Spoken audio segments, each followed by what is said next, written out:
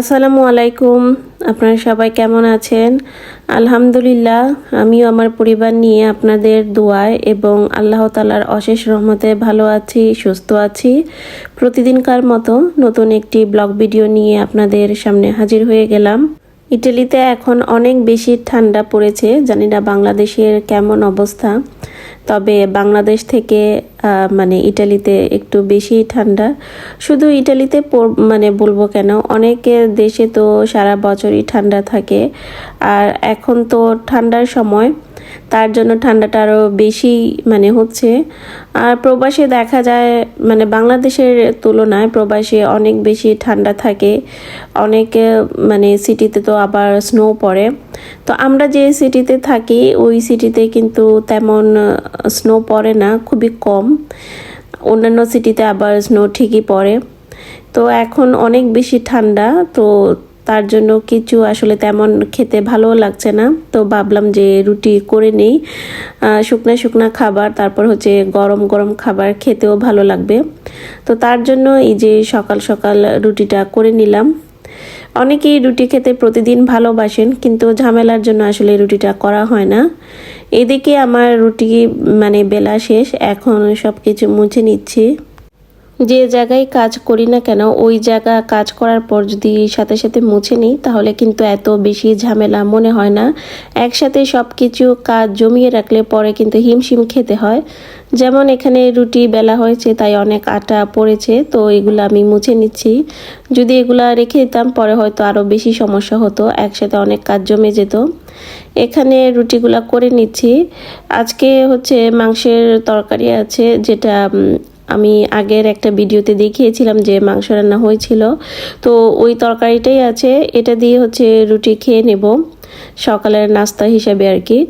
আর রুটিগুলা দেখেন অনেক সুন্দর হয়েছে, অনেক সুন্দর ফুলতেছে রুটিগুলা। কার কার এরকম রুটি ফুলা দেখতে ভালো লাগে বা রুটি ফুললে ভালো লাগে আমাকে কিন্তু কমেন্ট করে জানাতে পারেন। আর শীতের এই সময়টাতে বিশেষ করে রুটি, চা এগুলা খেতে কিন্তু খুবই ভালো লাগে। বাংলাদেশের অবস্থা বলতে গেলে তো ঠান্ডাটা খুবই কম পড়ে, ঠান্ডা পড়েই না বলতে গেলে মনে হয় আর কি। তো পুষ মাস আর মাঘ মাস, এই দুইটা সময় মনে হয় একটু ঠান্ডা পড়ে, আর তাছাড়া বাকি সময়টুকু ঠান্ডা পড়ে না বললেই চলে। যখন বাড়িতে কথা বলি তাদের অবস্থা দেখলে এত হাসি পায়, আর তারা যদি আমাকে দেখে খুব হাসাহাসি করে, এত ঠান্ডা পড়েছে। তো আমি বললাম এখানে তো হচ্ছে ঠান্ডার দেশ, এখানে তো স্বাভাবিক ঠান্ডা পড়বেই। তো এই ঠান্ডার মধ্যেও দেখি তারা ফ্যান চালিয়ে রাখে আর কি। তো খুবই বিষয়টা হাস্যকর লাগে, যেহেতু ঠান্ডার সময় কেউ ফ্যান চালিয়ে রাখে না, কিন্তু বাংলাদেশে তো ঠান্ডা অনেকটাই কম। যদি আমি বলি যে অঞ্চল বেঁধে বা প্রকৃতি বেঁধেও অনেক জায়গায় অনেক সময় ঠান্ডাটা একটু কম হয়, কারণ ওই সময় আবহাওয়াটা সব জায়গায় সমান থাকে না। যেমন বাংলাদেশের আবহাওয়াটা কিন্তু এখন সমান না ইটালির তুলনায়, তার জন্য কখনো ঠান্ডা কম আবার কোনো জায়গায় ঠান্ডা বেশি, এরকম আর কি। তো যাই হোক, কথা বলতে বলতে অনেক রুটি করে নিয়েছি। আজকের রুটিগুলো আমার এত সুন্দর ফুলতেছে আর এত সুন্দর হয়েছে, নিশ্চয়ই আপনারা দেখতে পাচ্ছেন। কার কার এরকম রুটি ফুলে আমাকে কিন্তু কমেন্ট করে জানাতে পারেন।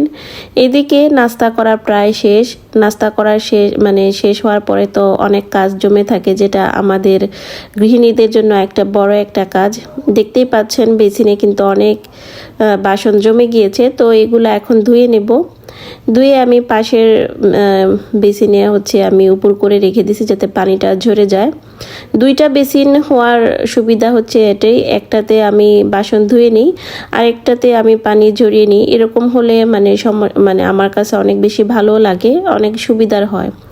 আর এই যে বেসিনটা ধুয়ে নিয়েছি, একদম পরিষ্কার করে নিয়েছি, যেহেতু রান্না বাড়া আজকে নাই, কিছু কাজ আছে সেগুলা করব, তো তার জন্য হাতে একটু সময় আছে। আর এদিকে হচ্ছে মোছামুছি করে নিচ্ছি। গৃহিণীদের তো রান্নাঘর বলেন আর ঘর বলেন, ঘর বলতেই তো রান্নার পরে হচ্ছে যে মোছামুছি থাকে। আর প্রত্যেক দিন যদি নাও মুছি তারপরে কিন্তু একদিন পর পর মুছতে হয়, কারণ না মুছলে দেখা যায় যে ধুলা বালি এগুলো তো থাকেই, তো তার জন্য আর কি পরিষ্কার করে নিতে হয়। এই যে কিছু জিনিস আছে এগুলো আমি মুছে নিচ্ছি, এগুলাতে একদিন বা 2 দিন পরে পরে হাত দেওয়া হয়। আর কালকে একটা আলমারি গুছিয়েছি আর এটা অবশিষ্ট ছিল, এখন এটাও গুছিয়ে নিব। এটা হচ্ছে ছোট আলমারি, তো এখান থেকে অনেক জিনিস ওইখানে নিয়েছি কিন্তু এগুলা নেওয়া হয়নি, তো এখন এটা মুছে নিচ্ছি। আর এখানে হচ্ছে কিছু প্লেট, কিছু বাটি আছে, এগুলা তো সিরামিক্সের, মানে একদম ভারী, তো এটা আবার ওইখানে নিব না কারণ যদি ভেঙে যায় তার জন্য। আর এটা একটু শক্ত টাইপের আছে, তার জন্য এই মানে প্লেটগুলা এখানেই রেখে দিব, যেগুলা ভারী আর কি এখানেই রেখে দিব। তো অনেক জিনিস মানে ফেলে দিয়েছি যেগুলো অপ্রয়োজনীয় জিনিস, তার জন্য অনেক জায়গা বের হয়েছে। আর দেখা যায় যে অনেক সময় মানে প্রয়োজন ছাড়াও জিনিস রেখে দিই, তার জন্য জায়গাটা হয় না। তো যেগুলা মানে প্রয়োজন নাই সেগুলো তো ফেলে দিয়েছি, তার জন্য অনেকটা স্পেস হয়েছে।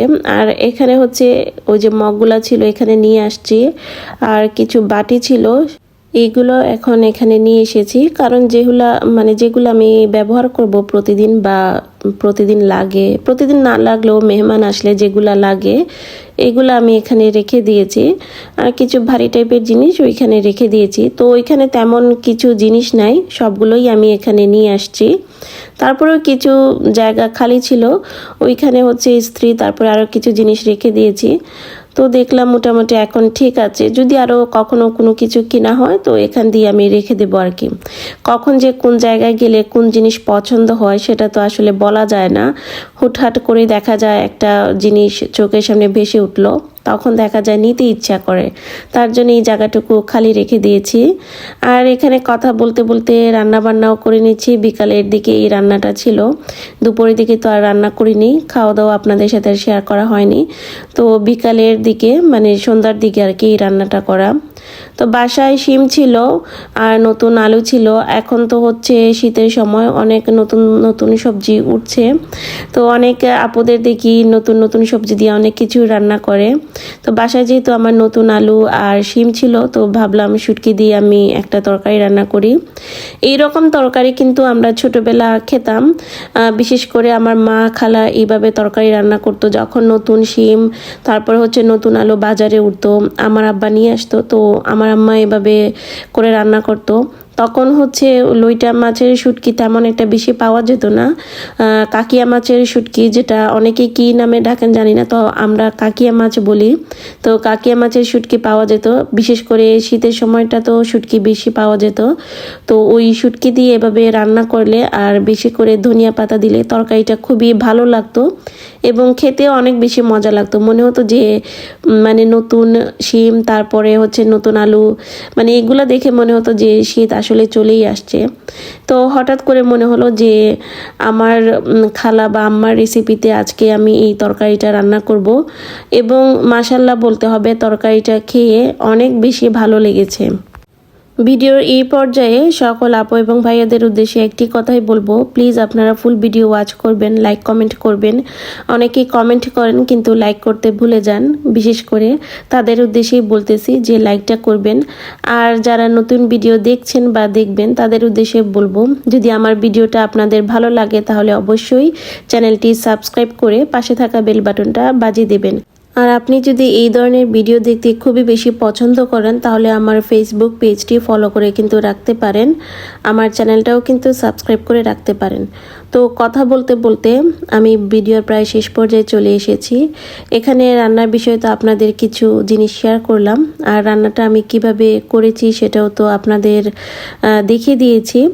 তো এই যে এখানে রান্না প্রায় শেষ পর্যায়ে, তরকারির কালারটাও কিন্তু অনেক সুন্দর এসেছে, আর তরকারি খেতেও কিন্তু খুবই মজা হয়েছে। তো আপনারা সবাই ভালো থাকবেন, সুস্থ থাকবেন, নতুন আরেকটা ভিডিওতে আপনাদের সাথে কথা হবে।